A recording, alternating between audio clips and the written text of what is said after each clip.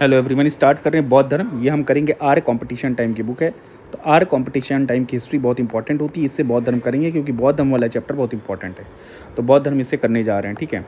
तो बौद्ध धर्म के बारे में शुरू करते हैं। बौद्ध धर्म जो है, इसके प्रवर्तक कौन थे? इसके प्रवर्तक थे गौतम बुद्ध, ठीक है, और जिनके बचपन का नाम सिद्धार्थ है।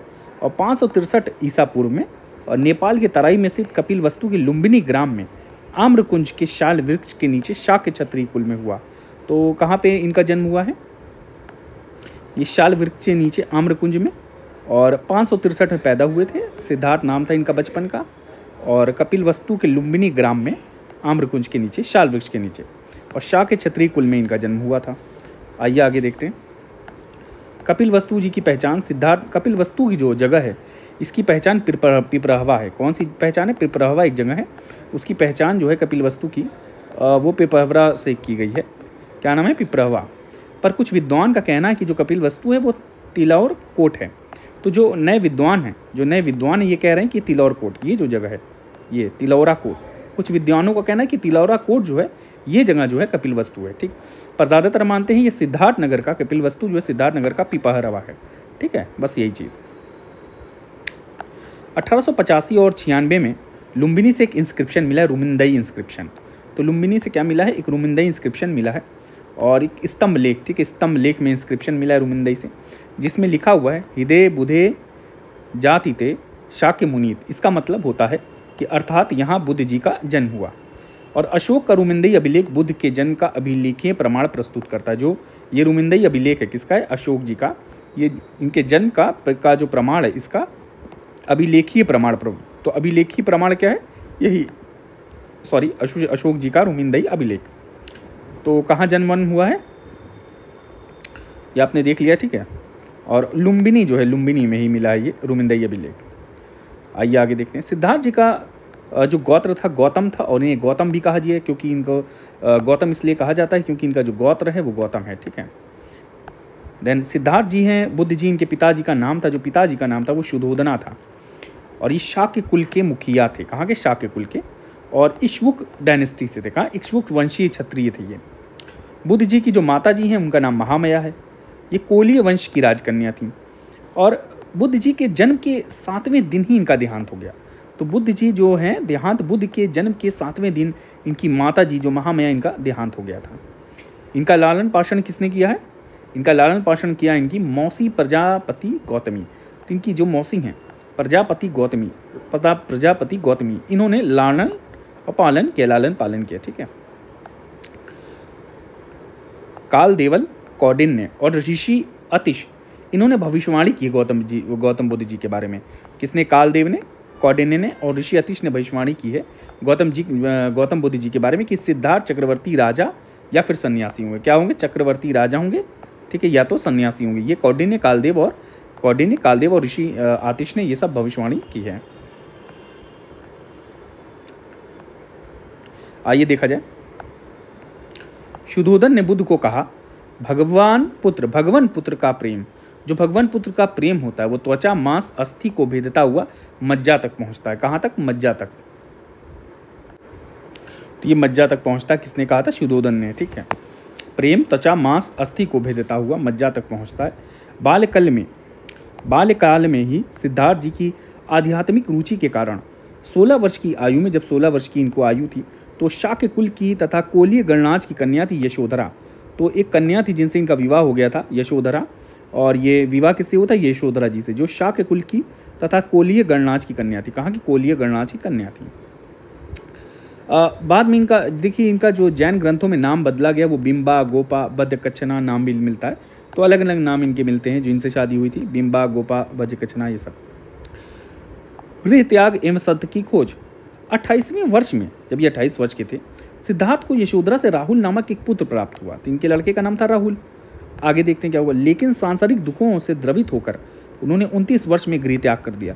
तो सांसारिक जो दुख थे उससे द्रवित हो गए थे और दुनिया को गृह त्याग कर दिया।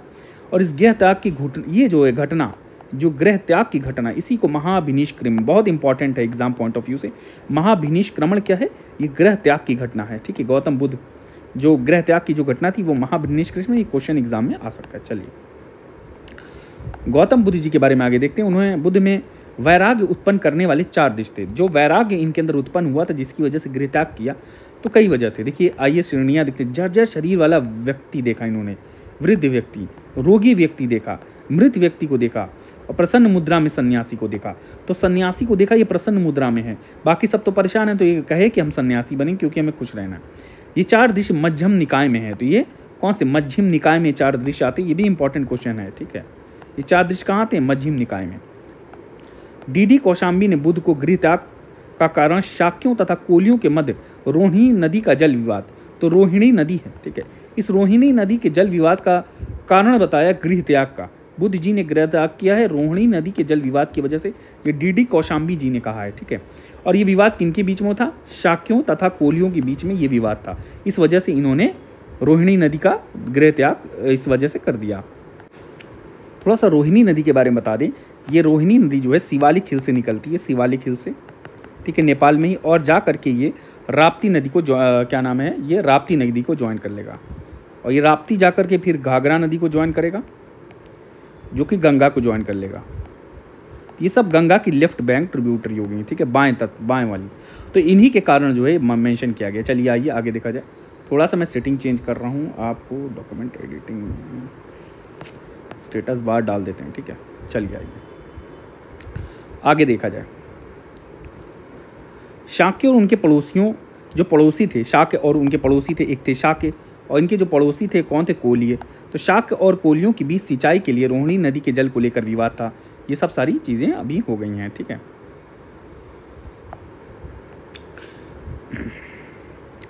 मध्यम निकाय में बुद्ध के जो महाविनिष्क्रमण है, जो घर छोड़ा है, एवं महाबोधि का वर्णन। तो मध्यम निकाय में किस चीज़ का वर्णन है? एक महाविनिष्क्रमण का और दूसरा महाबोधि का वर्णन किया गया है। ठीक है, सिद्धार्थ जी ने अपने घोड़े कंथक, तो सिद्धार्थ जी का घोड़ा है कंथक, बड़ा फेमस है ये, एवं सारथी छंदक के साथ और कंधक को लेकर के गृह त्याग कर दिया। तो किसको लिया? कंथक जी को लिया था, कंधक घोड़े को, और छंदक को लेकर के ये गृह त्याग कर लिए थे। क्या कर दिए थे? गृह त्याग कर लिए थे। आइए आगे देखा जाए। बुद्ध ने गृह त्याग के पश्चात अनुमा नदी के किनारे और अनुवैया स्थान पर पहुंचकर सिर मुंडवाया और भिक्षु वस्त्र धारण किया तथा कंथक और छंदक को वापस भेजा। तो इन्होंने क्या किया कि कंथक और छंदक को कहा तुम वापस जाओ, और किस नदी के किनारे आए थे? अनुमा नदी। ये इंपॉर्टेंट है, बहुत ज़रूरी है कि अनुमा नदी के पास आकर के इन्होंने सिर मुंडवा करके भिक्षु वस्त्र धारण किया था। अनुमा नदी के किनारे स्थान था अनुवैया। तो जो स्थान था अनुमा नदी किनारे, वो स्थान था अनुवैया। आइए आगे देखा जाए।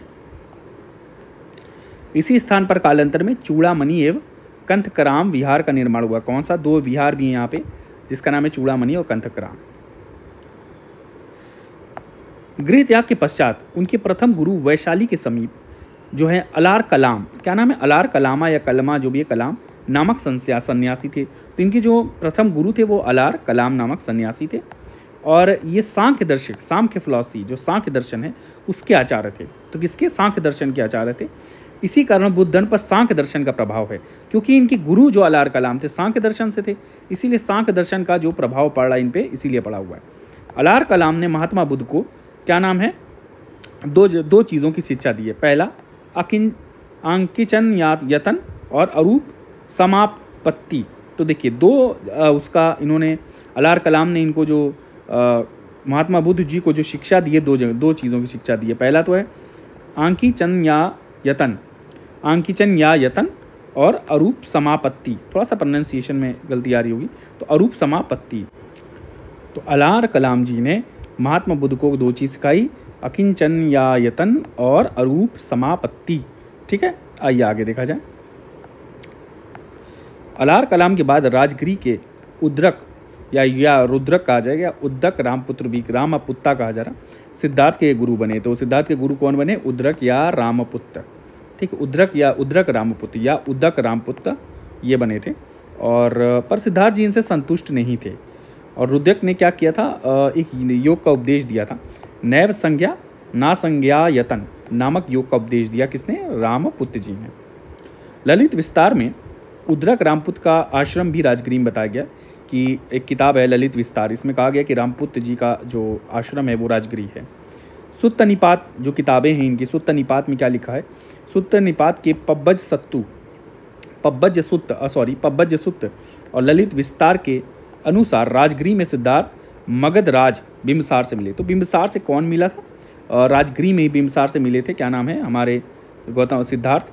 और किसके मुताबिक ये लिखा गया है? सुत्ती निपात के पबज्ज सूत के मुताबिक और ललित विस्तार के मुताबिक। तो दो बताती हैं कि बिंबिसार में लिए थे, ललित विस्तार और पबज्ज सूत। गृह त्याग के जो पश्चात 6 वर्ष तक बुद्ध द्वारा सत्य की खोज का प्रयास। तो इन्होंने सत्य की जो खोज का प्रयास किया, 6 साल तक सत्य की खोज का प्रयास किया। और आर्य पार्षण, और ये जो प्रयास को क्या कहा जाता है? इसको प्रयास को कहा जाता है आर्य पर्यवेक्षणा। आर्य पर्यवेक्षणा, तो इसको याद करिएगा। आर्य पर्यवेक्षणा जो है ये सत्य की खोज है। क्या है? ये एक तरह की सत्य की खोज है। मध्यम निकाय के बारे में देखते हैं। मध्यम निकाय में बुद्ध द्वारा ज्ञान प्राप्ति हेतु क्रमिक रूप में 8 ध्यान अवस्थाओं का वर्णन मिलता है। ठीक है, तो कितने? 8 ध्यान अवस्थाओं का वर्णन मिलता है। बुद्ध जब उरुवेला गए, या बोध गया कहा जाता है उरुवेला को, बोध गया गए, तब वहाँ एक कौंडिन्य एवं 4 अन्य ब्राह्मण साधक मिले। सिद्धार्थ ने कठोर साधना छोड़कर निरंजन जो नदी है के किनारे सेनानी गांव की सुजाता के हाथों से भोजन ग्रहण किया। तो सुजाता के हाथों से भोजन ग्रहण किया था निरंजन। देखिए निरंजन नदी, देखिए वो वाली नदी दूसरी थी जो हमने पढ़ा हुआ है। वो कौन सी नदी थी? अनोमा नदी, जहाँ पे इन्होंने घर छोड़ा, गृह त्याग किया। ठीक है, गृह त्याग के पश्चात जो है अनोमा नदी पे सर मुड़वाया और कंतक और छंदक से कहा कि आप वापस चले जाओ। कहाँ पे? क्या? ये देखिए, कंतक और छंदक से कहा वापस चले जाओ। ये नदी दूसरी है। अगर ये वाली उसकी जगह दे दिया जाए तो आप क्वेश्चन मत करिएगा, वो मत अनुमा मत मार दीजिएगा। ये निरंजन नदी है सेनानी गांव के किनारे। और यहाँ पे कठोर साधना छोड़कर निरंजन नदी पे सुजाता के हाथों ग्रहण किया था भोजन। वर्तमान में ये बकरौर नाम की एक जगह हो गई है, नाम बकरौर हो गया है। और यहाँ सुजाता जी का स्तूप भी मिलता है और इन्होंने खाना खिलाया था अपने हाथ से, सुजाता जी ने। ज्ञान प्राप्ति देखिए, संबोधि देखिए, 35 वर्ष की आयु में रुवेला में एक क्या नाम है, पीपल वृक्ष के नीचे, जो अश्वत्थ कहा गया है, अश्वत्थ पीपल वृक्ष के नीचे समाधि की अवस्था में 39वें दिन वैशाख पूर्णिमा की रात को सेनानी ग्राम में निरंजन नदी के तट पर सिद्धार्थ जी को ज्ञान प्राप्त हुआ। तो यही निरंजन नदी के तट पर इनको रात में वैशाख पूर्णिमा के दिन 49th डे, तो 35 वर्ष की आयु थी। और यहाँ पे सिद्धार्थ जी को निरंजन नदी के पास जो है वैशाख पूर्णिमा के दिन ज्ञान प्राप्ति हुई है। और ज्ञान प्राप्ति को, इस घटना को कहा जाता है संबोधि। कौन सी ये ज्ञान प्राप्ति? इस ज्ञान प्राप्ति को कहते हैं संबोधि। ये ज्ञान प्राप्ति है। ज्ञान प्राप्ति के बाद ही ज्ञान प्राप्ति के 2 दिन बाद ही सिद्धार्थ जी तथागत सत्य का ज्ञान प्राप्त करने वाले और गौतम बुद्ध के नाम से प्रसिद्ध हो गए। तो बस यही, जब ये इन्होंने संबोधि हासिल कर ली तो इनको गौतम बुद्ध के नाम से प्रसिद्ध हो गए। बुद्ध जब तपस्यारत थे तब मार देवता या काम देवता ने प्रलोभन किया। बहुत डिज़ायर्स जो है ना, मार डिज़ायर्स ने बहुत परेशान किया, प्रबोलन दिया। ठीक है, पर उनकी समाधि को बाधित करने का प्रयास किया। पर उन्हें जो मार पर जो माया है, मार है जो दुनियावी वो ख्वाहिश होती है आपकी, ठीक है, तो ये विजय प्राप्त कर ली इन्होंने मानव माया से। और इनको भूमि स्पर्श मुद्रा में रूप दिखाया गया। तो जो माया पे जो विजय है ये भूमि स्पर्श मुद्रा में दिखाया गया। ये भी क्वेश्चन एग्जाम में बनता है कि भूमि स्पर्श मुद्रा में माया को दिखाया गया। ठीक है,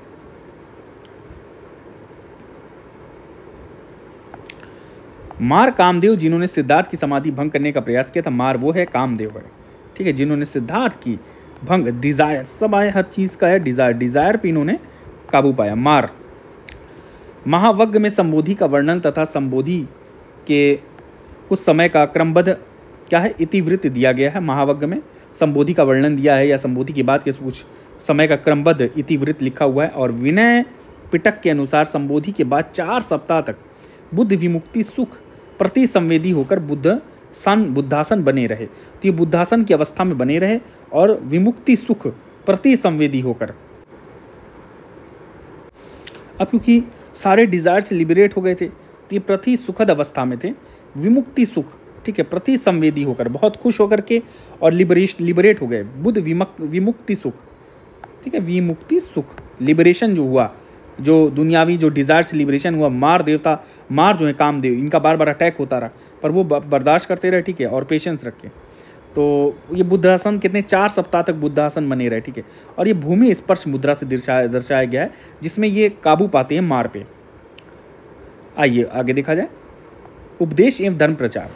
महावग्ग के अनुसार बुद्ध ने सर्वप्रथम तपुस्स है या तपस्सु है भल्ली नामक 2 बंजारों को गया में बौद्ध धर्म का अनुयायी बनाया। तो देखिए बंजारे थे, ये शूद्र थे, ठीक है, और इनको अनुयायी बनाया, गया में अनुयायी बनाया किसको, तपस्सु को और भल्ली को। तो 2 लोगों को वो अनुयायी अपना बनाया गया था, तपस्सु और भल्ली सर्वप्रथम, ठीक है, भल्ली या भल्लिका। उरुवेला में, एक मिनट,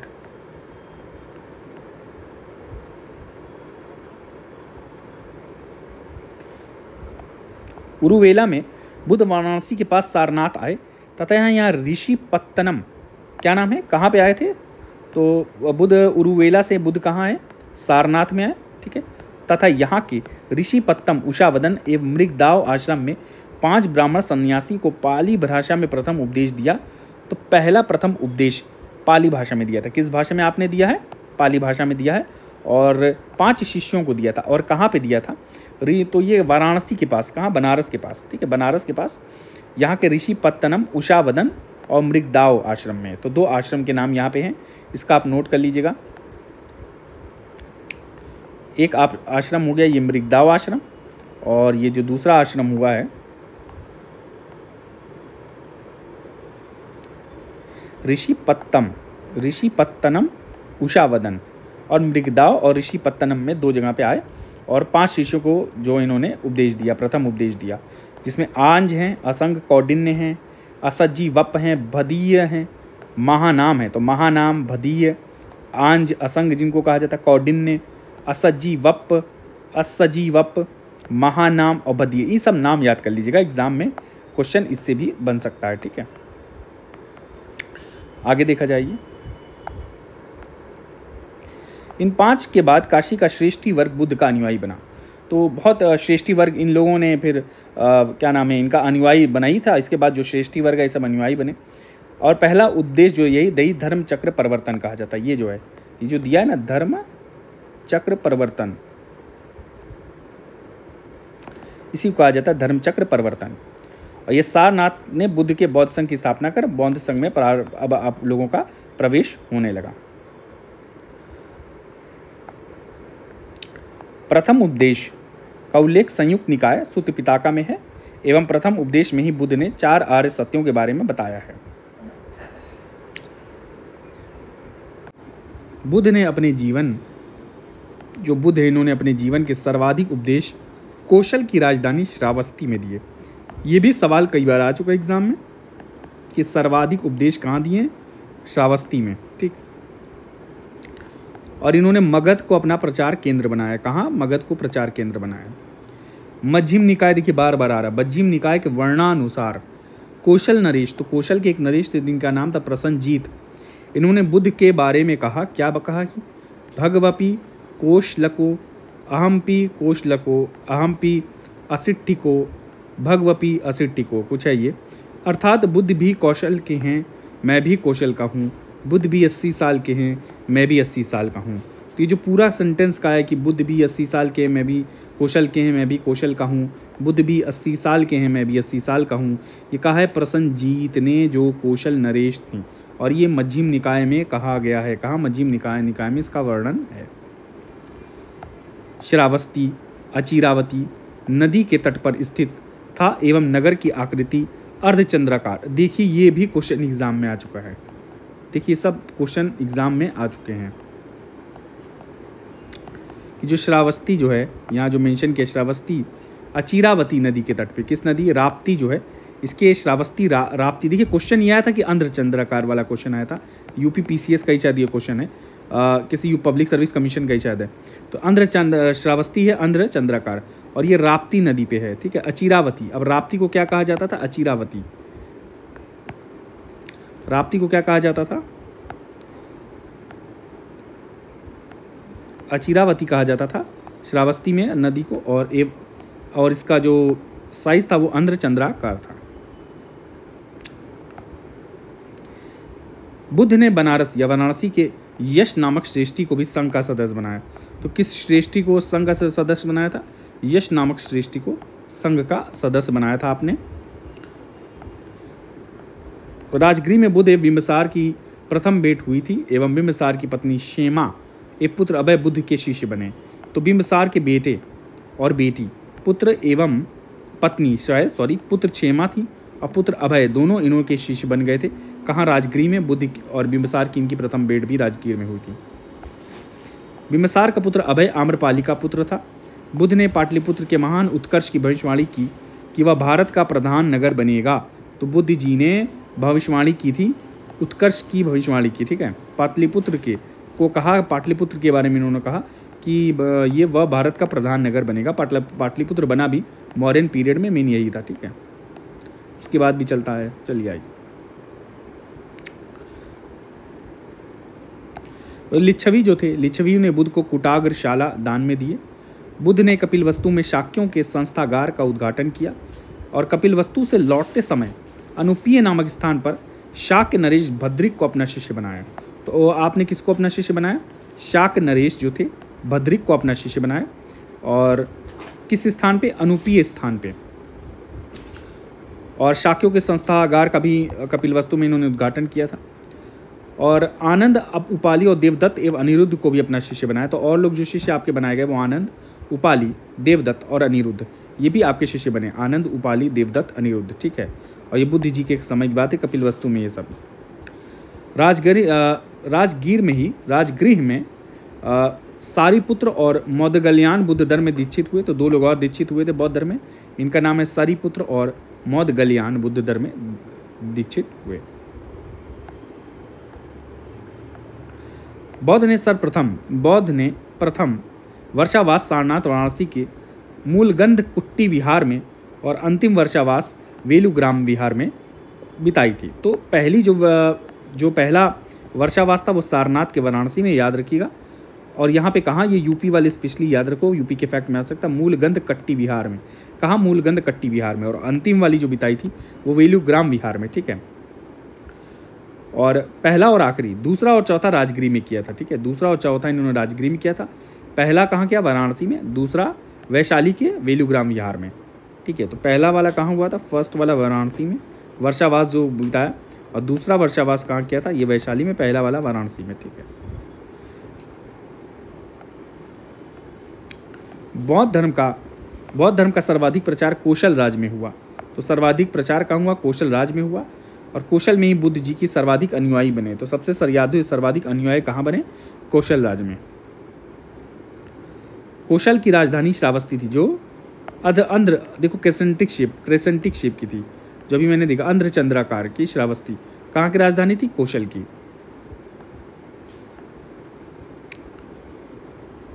तो कौशल में ही सबसे ज़्यादा उपदेश दिए तथा श्रावस्ती में ही सर्वाधिक वर्षाकाल व्यतीत किए। तो सर्वाधिक वर्षाकाल 20 वर्षाकाल जो है ये श्रावस्ती में व्यतीत किए थे। पहला कहाँ किए थे? बनारसी, और सबसे लास्ट वाला वैशाली।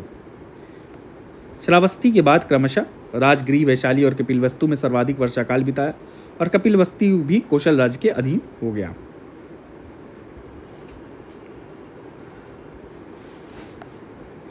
अंगुलीमाल नामक डाकू को बुद्ध ने श्रावस्ती में ही बौद्ध धर्म में दीक्षित किया था। एक डाकू था जिनका नाम था अंगुलीमाल, वो भी बौद्ध धर्म में श्रावस्ती में दीक्षित हो गए थे।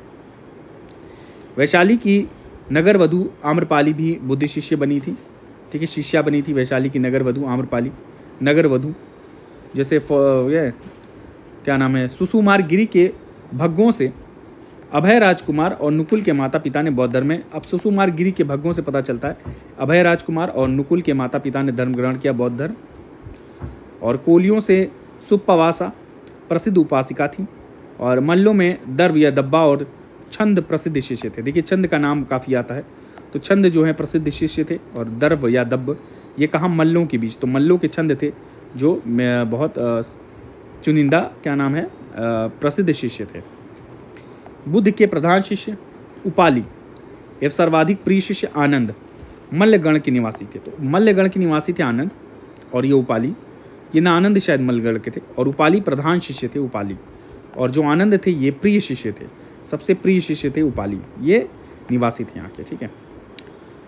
बुद्ध स्वयं अवंती नहीं गए थे और अपनी जगह महाकच्चायन को अवंती इन्होंने भेजा था, जिसने अवंती में बौद्ध धर्म का प्रचार किया। किसने? महाकच्चायन ने। ये भी क्वेश्चन एग्जाम में आ चुका है। अवंती में बौद्ध धर्म का प्रचार महाकच्चायन ने किया। बुद्ध ने पावा में छुंद नामक लोहार के घर, अब यहाँ छुंद नामक एक लोहार था पावा में, तो पावा में एक लोहार था छुंद नामक लोहार, इसके घर में भोजन किया। शुक्रमार्दव, और इसी के ग्रहण कारण इनका ग्रहण किया, जिससे वे उदर विकार पेचिश की बीमारी इनको हो गई और बीमारी की अवस्था ही कुशीनगर आए और यहीं पर इन्हें परिनिर्वना की प्राप्ति हुई। परिनिर्वना की प्राप्ति हुई। तो ये पूरा हम अगला लेक्चर जो अंतिम समय मृत्यु जो हुई है, मृत्यु की बात हम जो करेंगे ये अगले लेक्चर्स करेंगे। धन्यवाद।